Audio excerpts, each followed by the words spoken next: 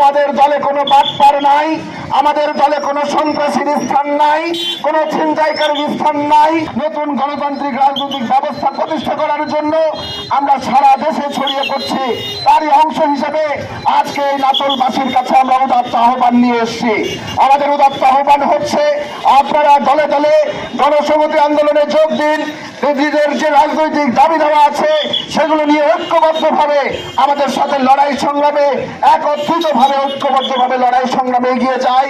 এবং বাংলাদেশে আমাদের এইখানকার আমাদের নানা ভাই বলেছেন যে আমাদের দলে কোনো বাটপার নাই, আমাদের দলে কোনো সন্ত্রাসীর স্থান নাই, কোনো ছিনতাইকারীর স্থান নাই।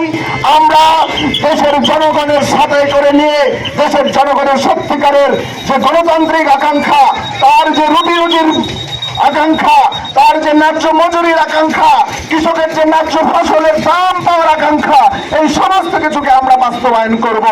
এবং এই সমস্ত কিছুকে বাস্তবায়ন করতে হলে এই লুটপাটকারীদের সাথে থাকা যাবে না।